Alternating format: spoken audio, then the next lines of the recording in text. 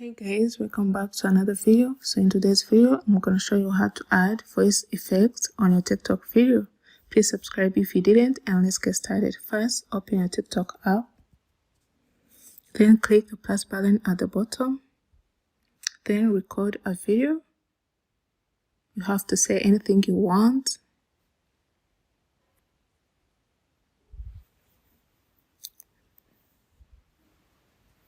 You have to say anything you want.